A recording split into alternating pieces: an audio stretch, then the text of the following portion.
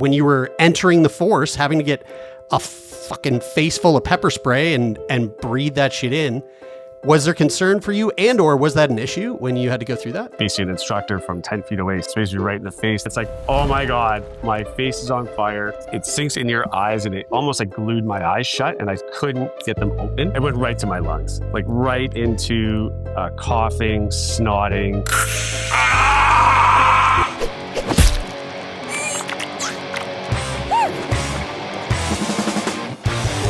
Let's get out of the baseball and into talking about mucus. All right, here we go. All right, well, guys, it's the folks at home don't know this, but it's been a while since we sat down and had a chat. We've been on the road. I've been on the road for a month. We've been on the road doing a whole bunch of wackadoo shit that has nothing to do with Sickboy, actually, just a bunch of other stuff. Yep. But what a way to come back to it. We get to sit down with our old buddy, our old pal, Jeremy. Not me. But this Jeremy Vosbourgh, who I actually had a very lovely chat with for another podcast that we're doing called Breathless Season 2. If you haven't heard of it, you should go check it out. It's the podcast that we've been creating for Cystic Fibrosis Canada. We're going into our second season. Jer, you were a guest on that show. I don't know when the second season's coming out, but it'll be coming out at some point, and you're going to be on it.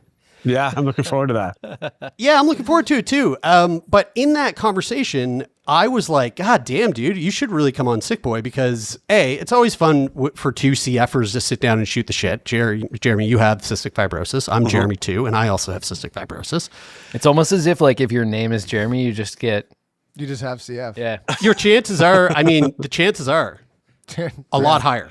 Yeah, based on sample size. The sample size right now. Yeah, it's 50% right now. 50%. That's it. Yeah. And so that's pretty high. There you go.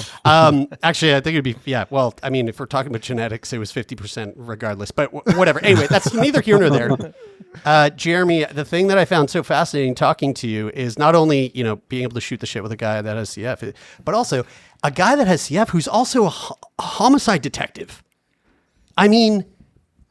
Right. I don't know if you can see it, but right now I got some. What CSI are you on? CSI Saskatoon? I live in Winnipeg. Oh, Winnipeg. Right. We got some Steven Seagal going on back here. I don't know if you're familiar with Out for Justice, but the tagline is he's a cop. It's a dirty job, but somebody's got to take out the garbage. Yeah. In this neighborhood, someone's got to take out the garbage. Steven Seagal, Out for Justice. And I'm sure that Jeremy conducts himself a lot like Steven Seagal. Yeah. So how dirty is the job, and how hard is it to take out the garbage, Jer? Well, it's a great job. I love my job. I've been a police officer for 18 years. I've done a variety of different things from patrol to other investigative units. And then I've been in the homicide unit. I'm in my fourth year there, 3.5 to 4 years. Wow. How do you go from like, being like a beat cop to like knowing that homicide detective is like an interesting sort of career path to go to and ending up doing that? Well, I certainly viewed our homicide unit or that type of investigation as like, I guess you could say like the peak or the top. So that was a goal. And it was mostly it's just about experience and practice. Like, everything's an investigation right from the very beginning, right from day one. Every single call I take, there's some variation of investigation. And then it's just a practice and honed skill. And it's all talking to people. Really, that's all it is. It's just being able to communicate and to interview. And, there's drive that comes with it. And, it's all about results, right? That's all that really anyone cares about is they just want results. So, it was just, that was always a goal. It was, I knew that was what I wanted. And that was always where I was aiming. Here's a question for you. How do you feel about true crime podcasts? I don't listen to true crime podcasts at all. Do you feel like they're trying to do you feel like they're trying to do your job? I suppose it's a way to look at it. Like my wife and my kid are pretty big into them. I think especially my kid, he listens to them quite often. I don't know that it's trying to do my job.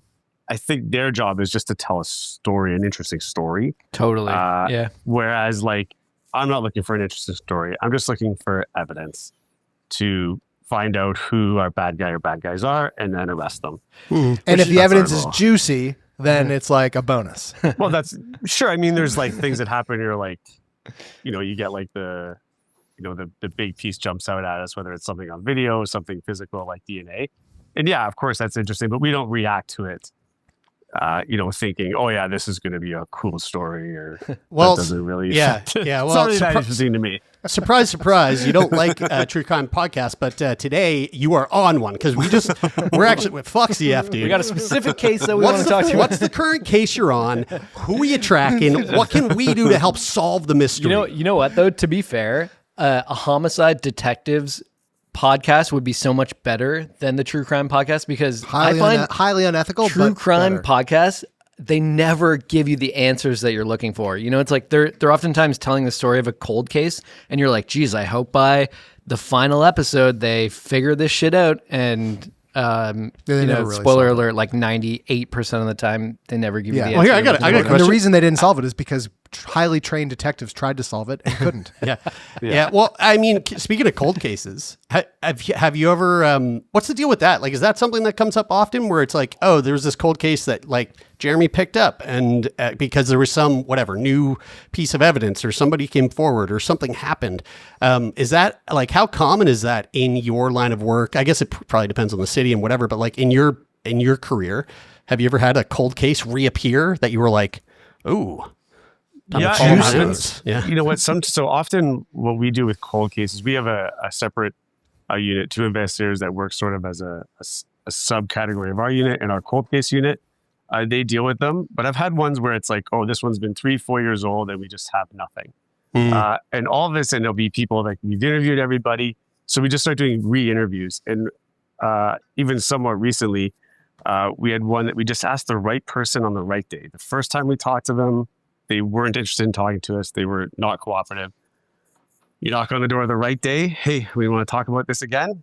And now they'll tell us the whole story. So it's just sort of that double check, that crossing the T's, dotting the I's. Whereas we didn't get a story from them. Now we need to ask them for a story again. We try again and it works. And now they're cooperative. Cool. That's interesting because I was going to, like when you said that there's a separate unit for cold cases specifically, I just figured that every case in Winnipeg was a cold case. Hey, nice one, Brian. Wow. That's a weather joke for all of our listeners that live south of the border. Up here in the 51st state, there's a part of the state that is where Jeremy lives, and it's cold as fuck. It's kind of in the middle of the state. The state is very wide. Yeah. And also windy. Yeah, windy, fucking It's cold, windy. It's and has a cop with the homicide detective with CF. Jeremy, speaking of CF, I feel like I probably asked you this. I've wiped my memory clean from our podcast. Wipe it clean. with for Breathless, so Start that I could fresh. come into this fresh. My sister, she wanted to be a cop. And she ended up not doing that because she found out that she had to get pepper sprayed. And she was like, Actually? fuck. Yeah, seriously. She was like, fuck that. I'm not getting pepper sprayed or tased. So she didn't. So she doesn't know what that feels like.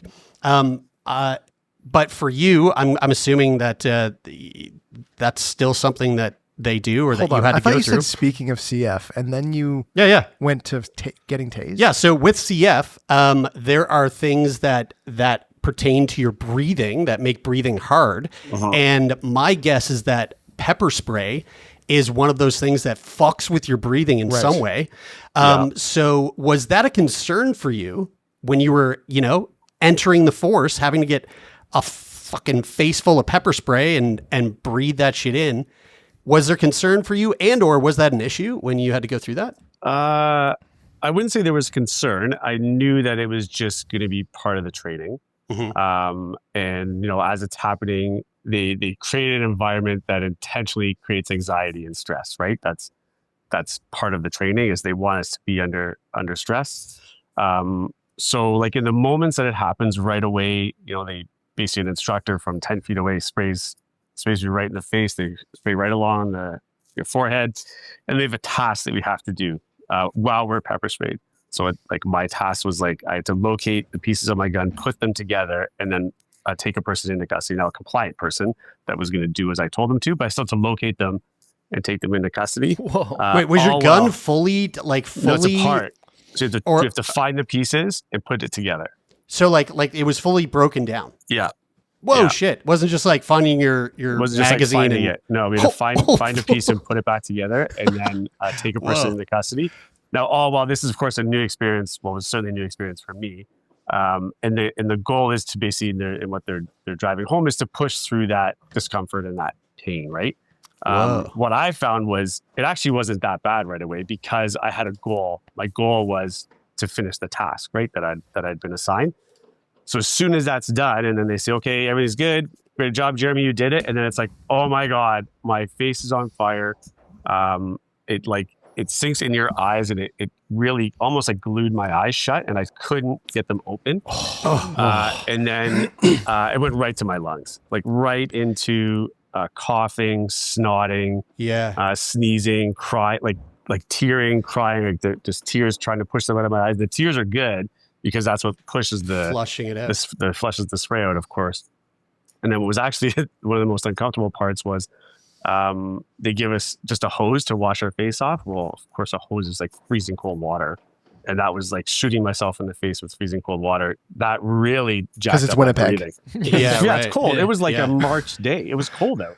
It was like minus 40 in March. Yeah, it was cold. Yeah, minus 40 Fahrenheit in March. Which is actually it's fucking colder. crazy up here for all of our U.S. listeners. Like once you come out to visit that new state, like get ready because it's I'm imagining like this scenario where you get sprayed with pepper spray and there's a totally compliant person who is like waiting for you to arrest them, who's just like watching you stumble around going like, oh fuck, this guy's What's really this guy getting, doing? oh jeez, he's putting his gun together. Oh my God, he's going to shoot me. Oh no. Like I said earlier, are you okay? Do you need help? Like it's a dirty job, man. And actually, that would be a great episode for Mike Rowe to go. Oh my God, dirty jobs. For the getting into the force. Get pepper sprayed? No. Well, I mean, for him to be there for that. Yeah. being a cop and going, this is part of the job. Because it's a dirty job and somebody's got to take out the garbage. That's right. Like Steven Seagal. So Jeremy, like when you were talking about the breathing aspect of it, and like last night I was eating some Miss Vicky's, and they have this new flavor called Miss Vicky's pepperoncini and focaccia. Not sponsored by Miss Vicky's, really? even though it Yes, sounds like an it's endorsement. So good. Oh my! It's so good. I know what I'm doing tonight. And actually, Fucking Friday. sorry guys, Here we come. I forgot we have. So we'll just add this here. And so this episode is brought to you by Miss Vicky's, the pepperoncini. Sorry, let's take that back. This episode is brought to you by Miss Vicky's pepperoncini and focaccia. And use code Sickboy to get 50% off your next order. so anyway, I was eating these chips last night, and I fucking aspirated on one of them. I breathed in while I was chewing these chips. They're kind of spicy.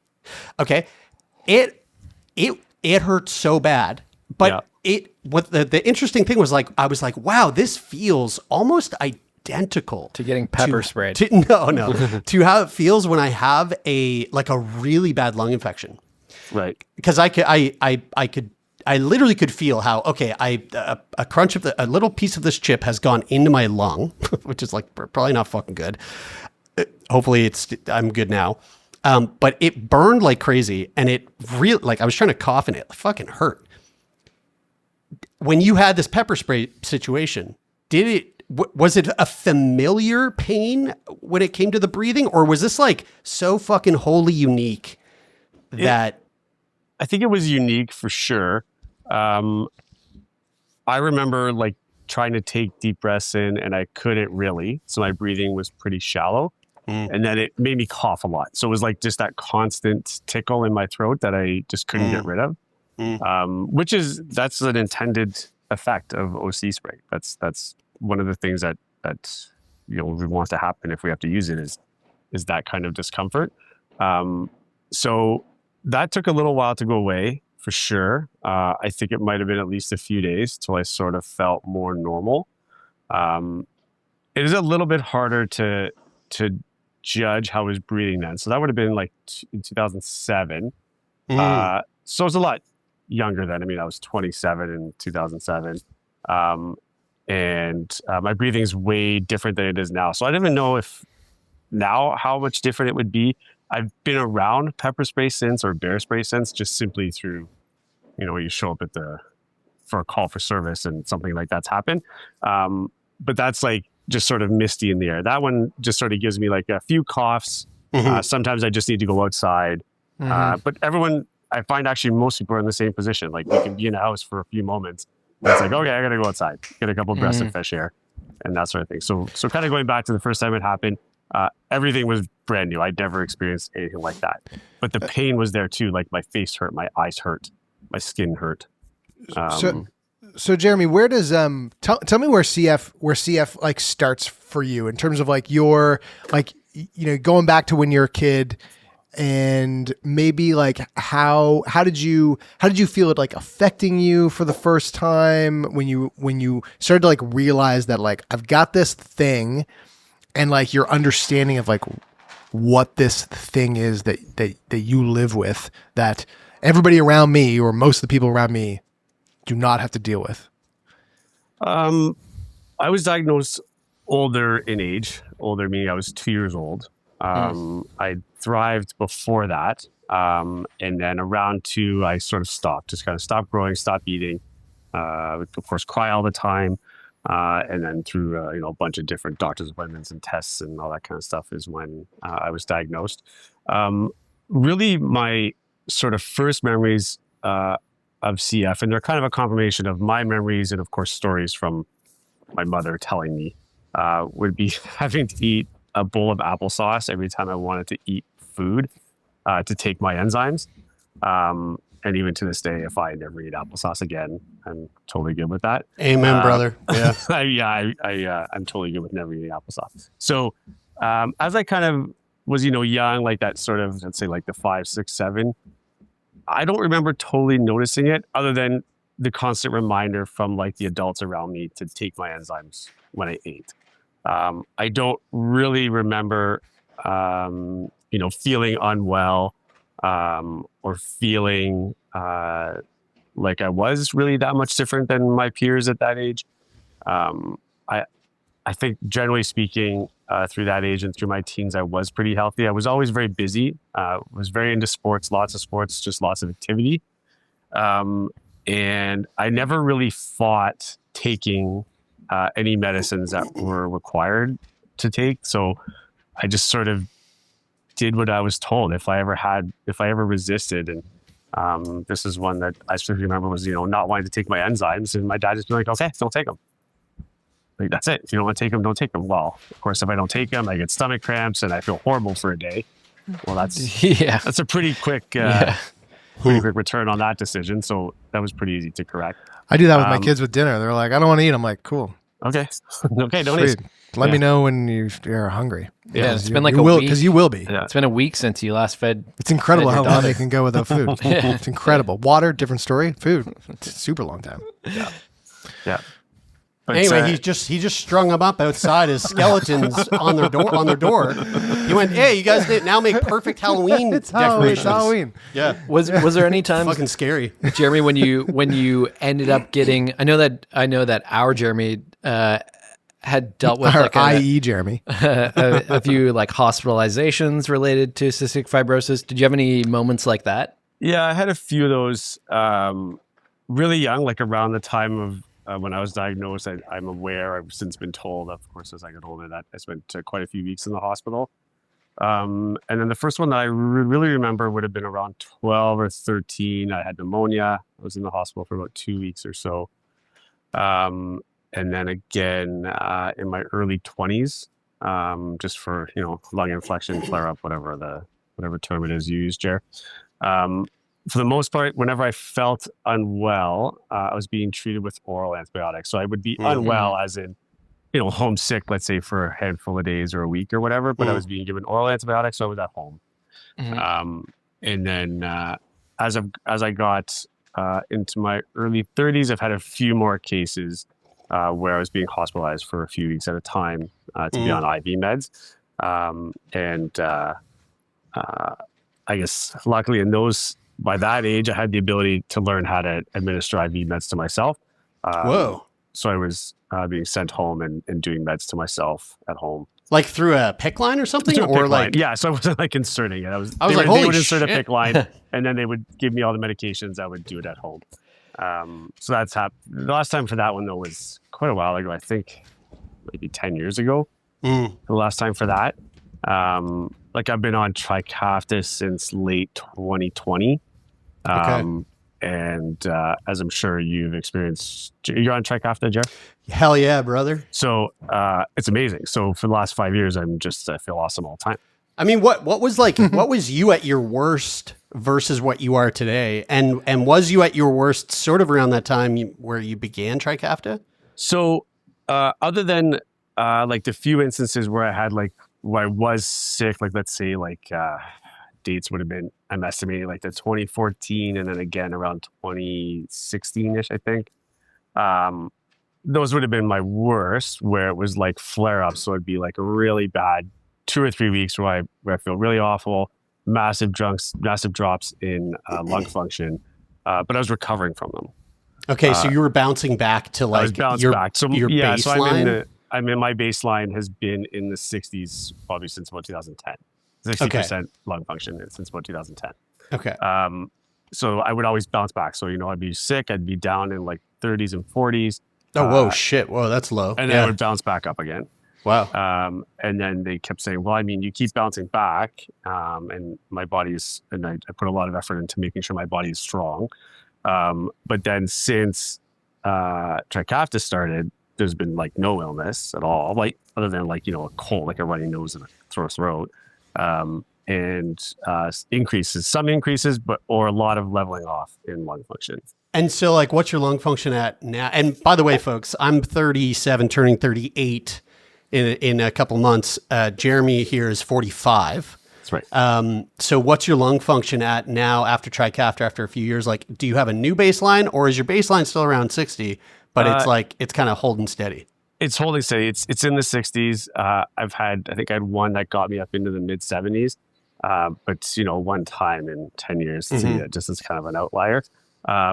Whenever I go for my breathing test and it shows up in the 60s, I'm good with that. My doctor is good with that. As long as we're staying where we are.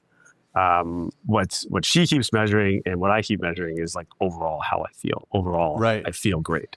And so did they put you on as like a homicide detective because they were like, look, you don't got to run a whole lot. You're not fucking chasing dudes a whole lot. I mean, I've watched a lot of The Wire. Bunk's he's a fat fucker, right? Like, Lethal Weapon. Lethal Weapon. A lot of running in Lethal Weapon. God knows fucking Steven Seagal is like, he's sitting 90% of all movies he does. So like, and I think he's a homicide detective in this. He writes that into his contract. What is like 60% lung function? I mean, it's not a competition, but I am winning. Like my lung function's in the it's in the 80s now. It used to be in the 50s. Whatever, it's not a big deal.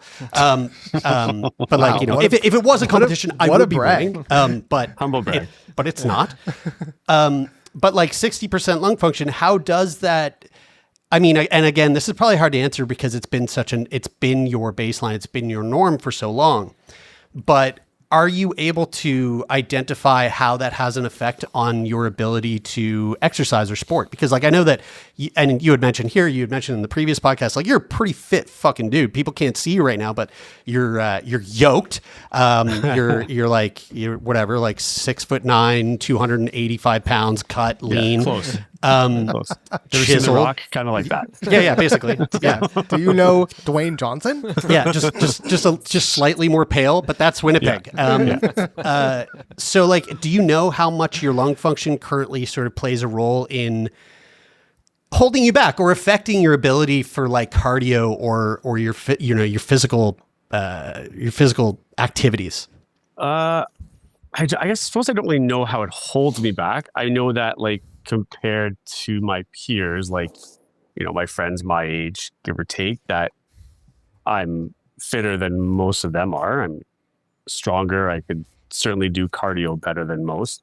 Sort of jumping back to work, would, I don't think my supervisors or people at work would ever recognize that like or recognize or care than to think that, I should be doing a job where it's mostly in-house as opposed to on the street. I have the assignment I have because I sought after it, and they chose me to do it because I thought I would be good at it.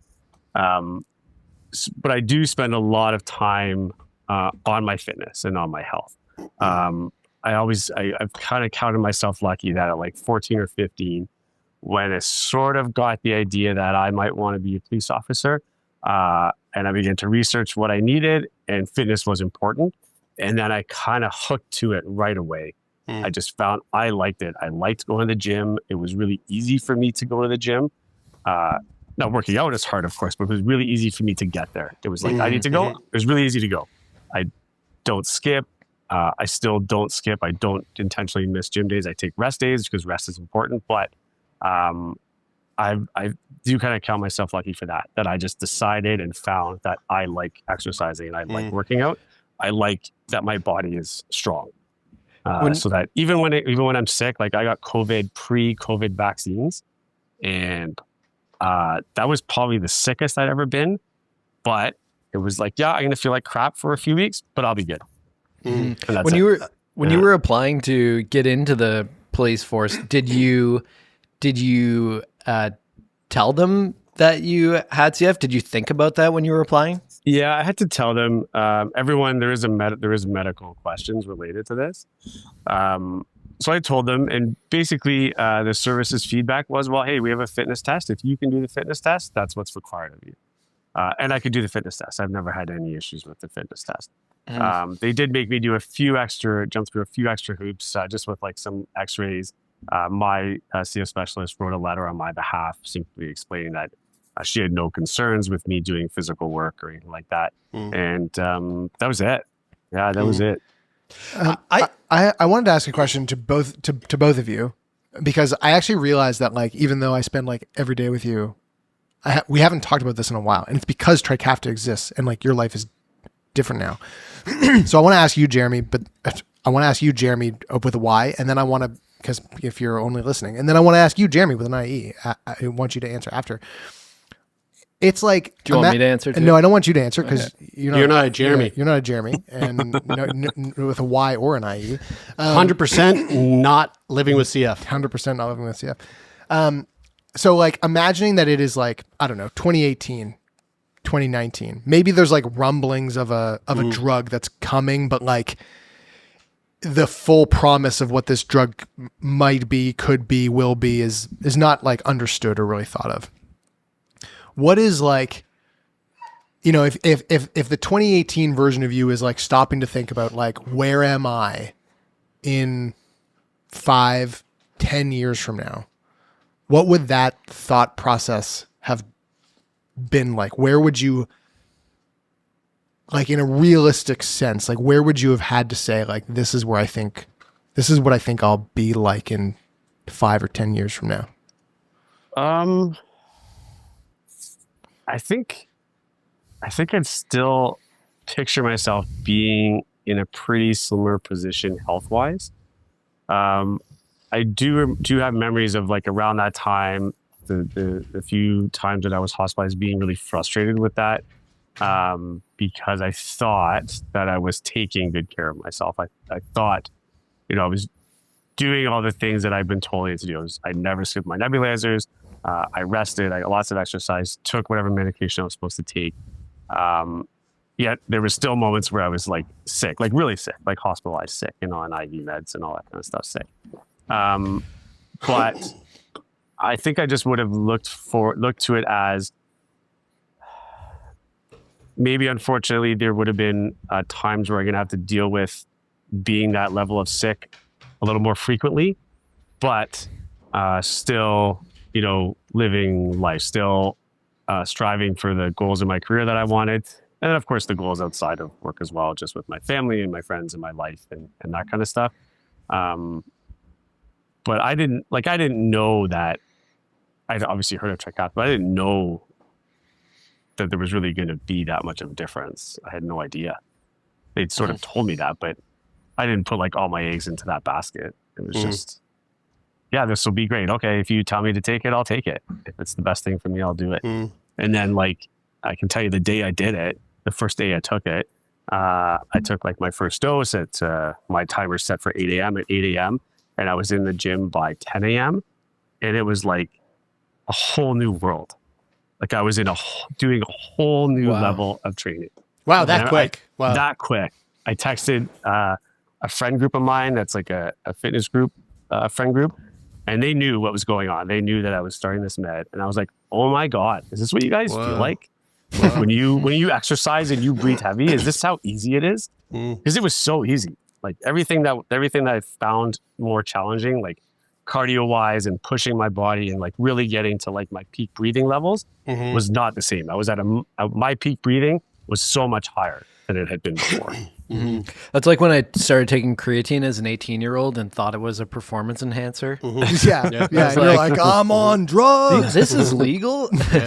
Jeremy with an I, before you answer that, I wanted to just piggyback on that, Jeremy at the Y, and ask, like, what was your sort of thoughts and feelings on your, like, what was your understanding of your life expectancy growing up with CF?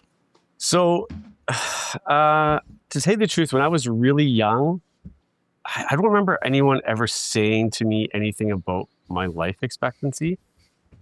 I just remember thinking like, yeah, CF really sucks. Sometimes it makes me feel really crappy, literally and figuratively.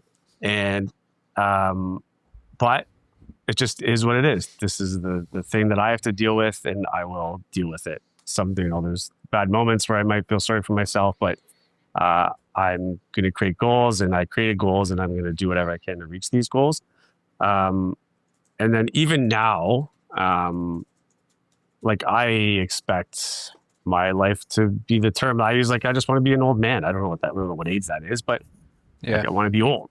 So that's sort of how I looked at it. Yeah. When I was 20, 45 was fucking, that's old. Like, well, that's what I mean. Taylor was like sort of we're asking, 18. You are old. Your son looks at you and goes, he's fucking old. But my kid thinks I'm old. Totally. But I'm not old. And your kid, for reference, your kid's 17. So like when I was 17, if like 45, I was like, God damn. But that was the question that Taylor is getting at with this question is time. Like, like thinking about your life, in 2017, 2018, 5 years down the road, it's like, that it was the sort of life expectancy. In 2018, I thought I was convinced I'd be dead. By now. By this time. Yeah. By this time. Oh yeah, for sure. By this time I was like, so 2018, so I was 30. I was like, holy shit, I just turned 30. That's crazy. Like, that's crazy. Now that I'm 30, I would have bet the house that I wouldn't have seen 40.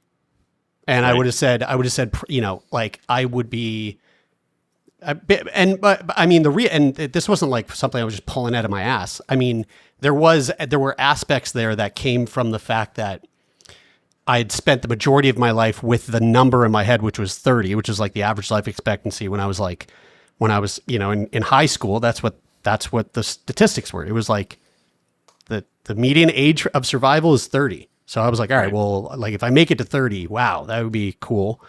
But statistically speaking, like there's a pretty good chance that I won't make it that long. And then I did. And then when I was 30, it was like, okay, whoa, crazy. This is cool. I'm 30. Maybe I'll see 40, but like, I highly doubt that. And that conviction level came from the fact that I was sliding in my lung function. So like I was going pretty consistently every year, like down by 6, 7, 8%.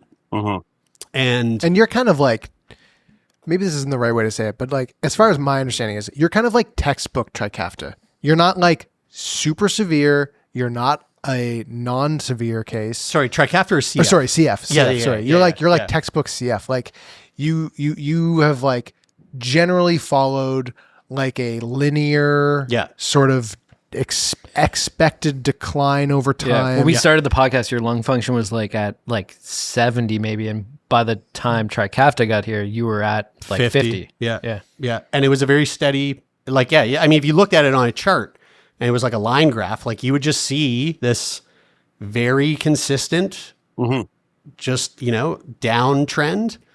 And and I was just looking at those numbers going, okay, well, fucking, I can do the math here. Like, I can see when this reaches 30%. And if that, like, once your baseline's 30, that's end stage CF. Like, if if you aren't coming above that, that's when that's when they're going, you need a lung transplant. And like, for me, I was like, I don't even know if I want to do a lung transplant. Like, to me, that feels a little, it feels like grasping. I remember conversations like pre-Trikafta where we were like, where Brian and I would be like, fuck, let's talk to somebody that can convince Jared. Yeah, you guys are trying to convince me otherwise. I had a conversation with my specialist kind of in the mid 15s or mid teens about lung transplant. And my response was no, I'm not going to do a lung transplant. So it's that if I need to make myself healthier, I'll do whatever I can to make. And why was your response no? I didn't want it. I do have some knowledge of the new limitations. It's just canceling one set of problems for a new set of problems. At least that's what I understand. And I didn't want to. I didn't want to lose, I guess. Yeah. Right. I don't know if that's a good term to say, but I was like, no, if I need to do something different, then I'll just do whatever I need to do different, and I'll make myself stronger again. I'll make my lungs better again. Something I'm really dying to ask you is, and so this is a part of the conversation surrounding CF that I think has like become a lot more prevalent in recent history. Mostly, I would say, due to like just the way that conversations surrounding illness and comorbidities has like evolved over the last few years, but also because, with Trikafta, and for folks that are maybe new to the show and aren't familiar, Trikafta is a drug that came out for people living with CF that essentially is like completely game changing. It treats at the source as opposed to just treating a symptom. It's fixing the protein that's fucked up that's causing CF in the first place. Okay, it's not a cure, but it's a very effective treatment. It's a very effective treatment that's modifying you like at the sort of molecular level. Okay, and one of the things that has become apparent for CF Canada and for a lot of the clinics across the country is that, okay, whoa, shit, like this is great. We've got this drug, but it's also posing these new problems that we haven't really like thought about that much, which are like, okay, what's it going to look like now to have this new cohort of CF patients that are going to get old? Like we don't have old CF patients. Like if you meet a CF patient in their 60s, like, well, you're meeting you've just met a dinosaur. Like you literally met. Like what is cancer in CF? Right. And what is like dementia in CF? Right. All kinds of stuff. All these things. But then there's also the mental health aspect that has become very important and there seems to be a lot more of a push towards recognizing the comorbidities between things like anxiety and depression and a chronic illness like CF.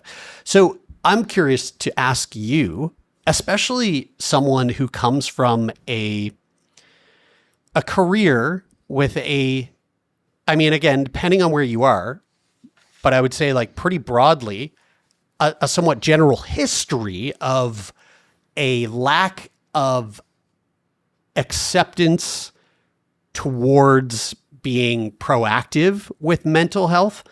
Like mental health oftentimes being viewed as like a oopsie daisy, like we've got a fucking problem here. We don't talk about that. If you have mental health issues because you carry a gun and in the force, like we fucking bury that shit. Like you gotta swallow that and bury it because it's not worth bringing up because you could risk your career, you could risk whatever. So I'm curious to know, is that something that is like still within the culture in your job where you're located? And B, how have you managed the mental health issues that come with CF or come with living with a chronic disease on top of also managing the mental health issues that like inevitably I think like probably come with working as a homicide detective and literally seeing some of like the worst and most horrific things that go on in the world, like any first responder or emergency response team type, job. How do you juggle all that? And what has your mental health journey been like? So I can certainly tell you from my perspective, as far as like the world of policing goes, that mental health is pretty front and center. I don't see it, and I don't see it among like my peers at work as having any real stigma. So like our service, for instance, offers lots of support through, we have full-time members whose job is called a behavioral health unit, whose job is mental health. So they provide assistance, whether one-on-one and then we have access to, through our service, and doctors that work for our service, to psychologists. And I've used them. I've gone to them. I've seen them. I've met with them. And, I've learned some tools that work, especially related to work things, and how to sort of to deal with them. I find, generally speaking, my mental health related to work is more about more related to stress, in that I want, like, my goal is to do whatever I can to solve an investigation, and it's not working, right? That sort of creates stress in me if I'm not getting the results I want. I work in a team atmosphere, but I still have individual parts of it that I'm supposed to do or expected to do, and sometimes it doesn't always work out perfectly. One thing that really provides me, or really gives me, a lot of stress and a lot of anxiety is notifications. So that's like, telling a family that their loved one is deceased, right? That really sort of piques my anxiety. I've sort of learned, it sort of has like an immediate moment, in that, like, it's something that happens really quickly. You do it really fast. It's sort of afterwards, how do I deal with that? I've learned to meditate. That often works for me. It's simply the breathing and the focusing. I actually learned that from my wife. I just talk about it. I just say it. Like, I say it to my coworkers, like, I use plain language, like, that really sucked. That was horrible. I wish I didn't have to do that. I wish you didn't have to do that. I wish we didn't have to be here and see this. And, and it's like, the conversation just kind of goes back and forth. And that's sort of, for those situations, what kind of lifts that off my chest. And sometimes it needs to come up again, whether it's just a one-on-one conversation with my partner, or a friend from work that's lived the experiences or similar experiences that I've lived with. So that's sort of the tools that I've worked for myself, related to, sort of my professional life. About 10 years ago, about the 10 years ago mark, my wife was going through some mental health issues with relation to anxiety. And I actually learned quite a bit from her about how to deal with that. I said, of course, things like meditation, and talking it out. And one thing that I also learned from her was, like, it's okay to say no to things, to pass on things, even if it's something that I want to do. I've still learned that that's okay to say no, to not do it, to take a break, to take some time for myself. So those are the sort of the skills that have worked for me. I don't find very often that I feel stress or anxiety that I would link directly to CF. The odd times, like, if I feel unwell and stuff, I just sort of take those things as, like, this is just a short term, whatever, I'll feel crappy for a few days or whatever, and then I'll be fine.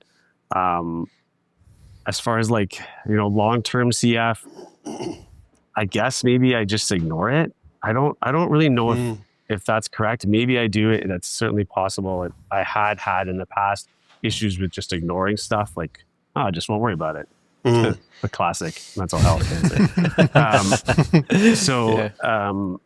I suppose that could be it, but I don't find that that's something that really jumps into my mind. So, like, I don't think about, like, how long, I'm going to live for, or anything like that. It's just, I'm sorry. I wish I had a clearer answer for you than that, Jer, but I feel like if you didn't have those thoughts, like, at the very least consciously, before Trikafta, then like it makes sense that you don't really have those like thoughts Right. now. Like- But I mean, not just pertaining to like life expectancy, but like, you know, if you think back to like the times where you were having to administer IV antibiotics at home, Sure. and you were like, you know, you're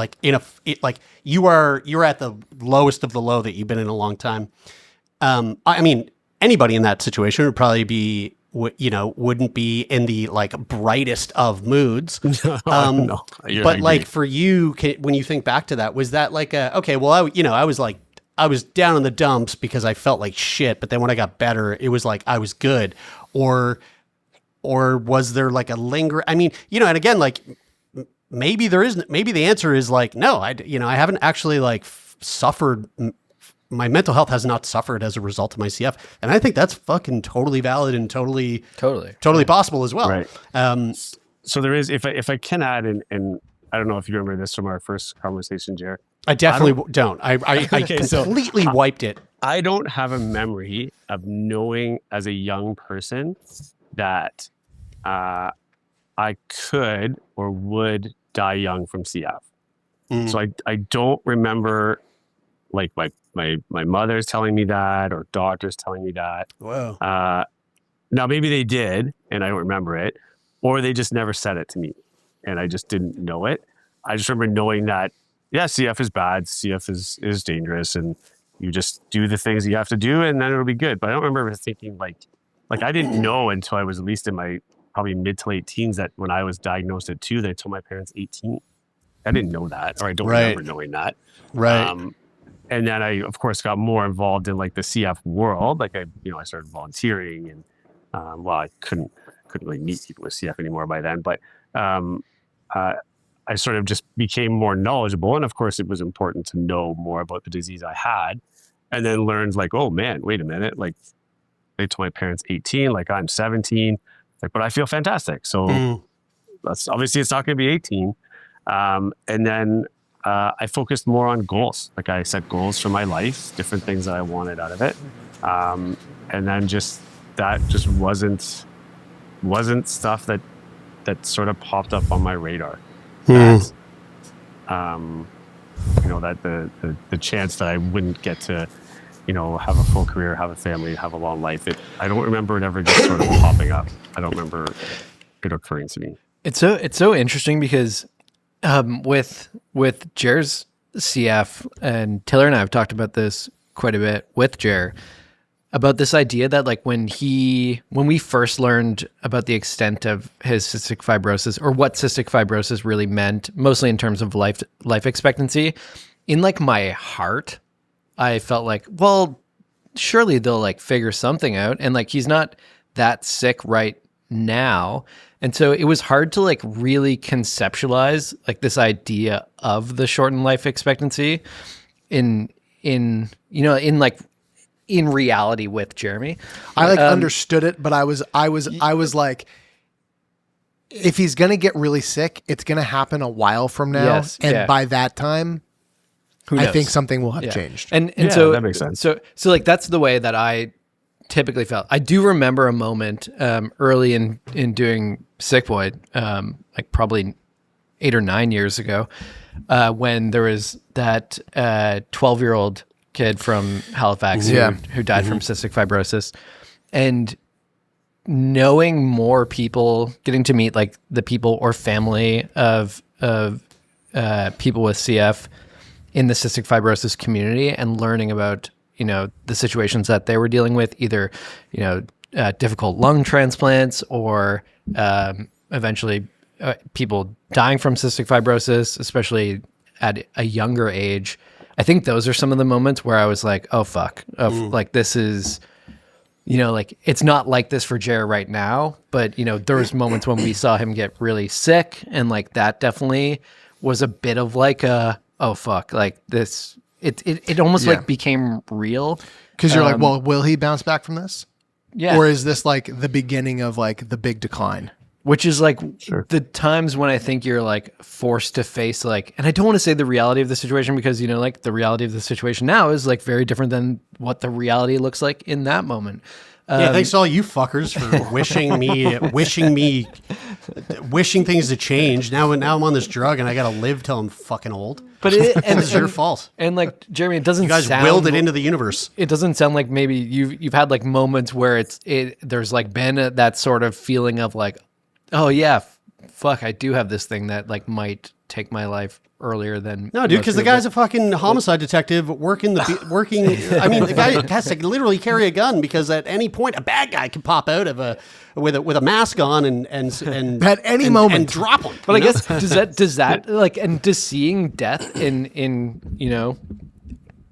does seeing death like change your way that you think about just death in general outside of cystic fibrosis too?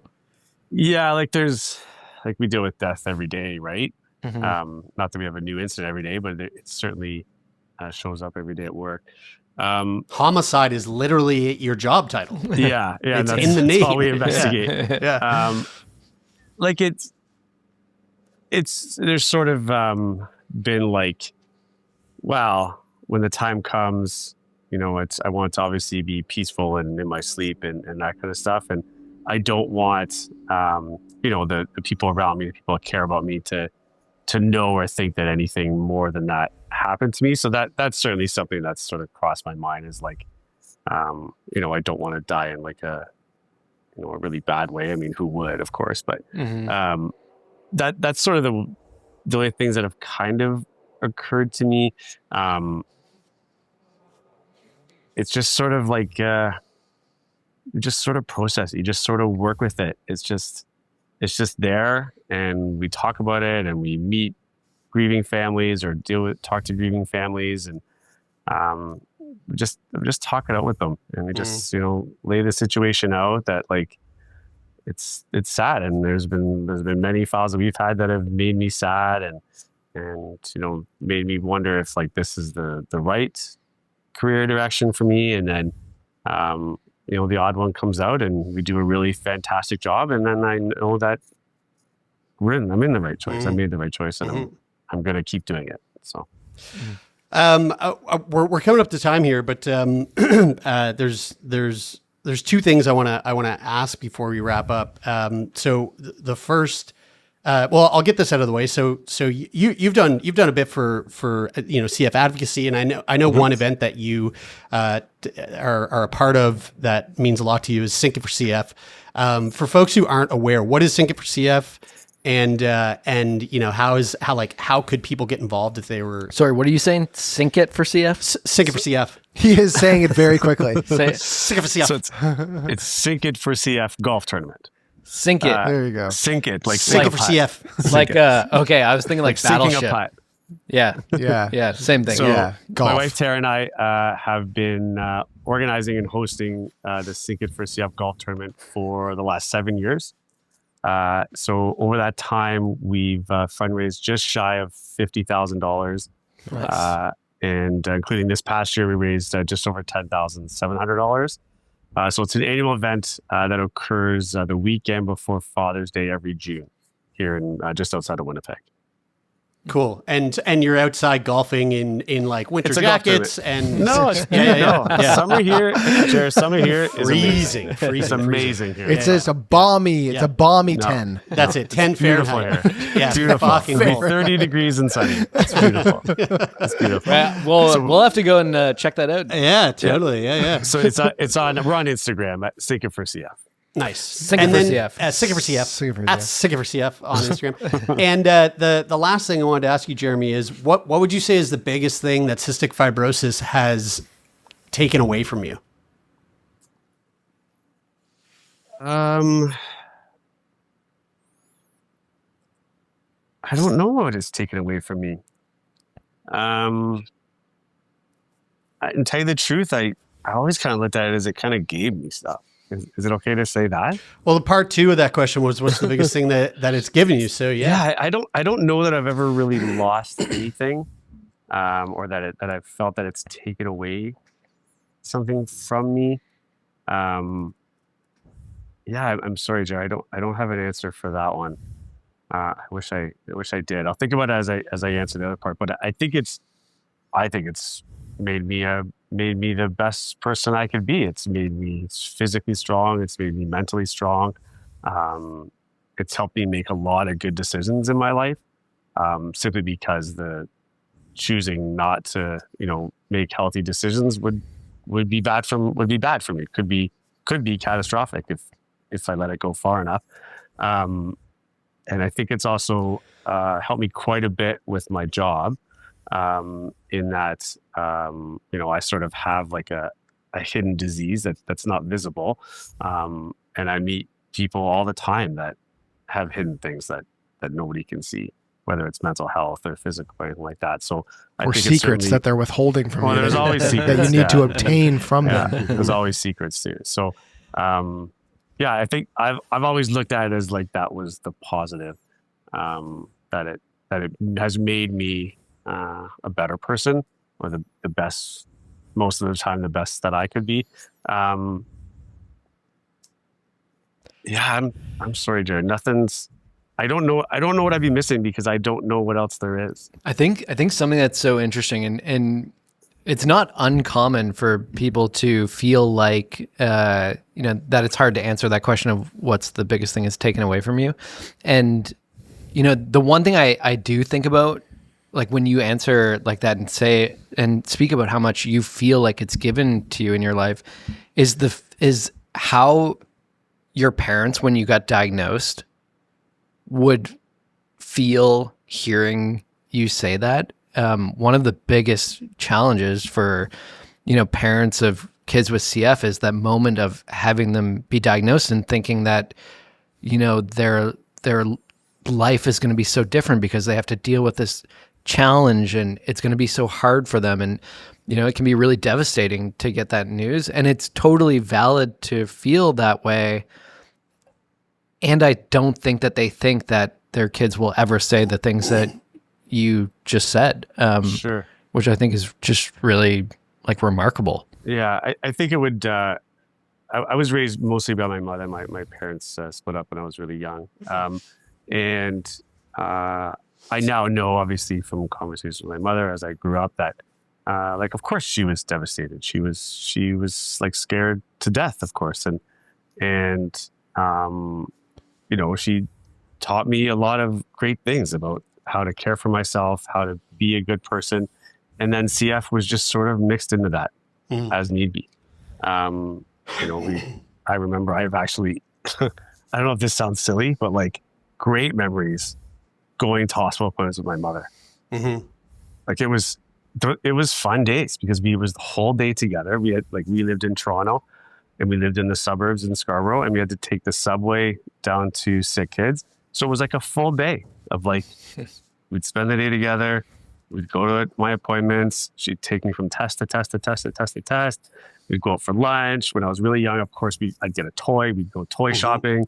And it was wonderful. Get a day off school. Yeah. Hell yeah. Get a bunch of Timbits, Tim Hortons. Bunch of Timbits. I mean, I'm with you on that. I mean, I do. I have some fond memories of just driving into the hospital with my parents, and just laughing at my dad with road rage, as we're stuck in fucking traffic trying to get into the big city. So that's where you get it. That makes sense. Yeah. that makes a lot of sense. Gio's got a lot of road rage. Well, Jeremy, I mean, I love this conversation. I feel so grateful and so fortunate that we've gotten to sit down and chat like this more than once, and I really do appreciate all the work that you do. It from a professional standpoint. Kudos to you for doing the work that you do. We need people like you, and I'm glad that there's people like you doing what you're doing, because that's important. Secondly, I appreciate the fact that you came on Breathless, and I'm really excited for the second season, and I can't wait for folks to hear it, and I can't wait to see how you fit into all that as we piece it together. And then thirdly, I'm just really grateful that you've been able to come on this show and shoot the shit, because like I said at the very beginning, to chat with other folks living with CF, it means the world to me, and this is a great excuse to be able to do it. So this has been just an absolute treat, and I really do appreciate it. So thank you so much. And thanks for raising the money through Sink It for CF. Sink It for CF. To help keep both of you guys alive, but from us personally, for keeping our best friend Absolutely. alive Thank too. you very much, guys. I appreciate it.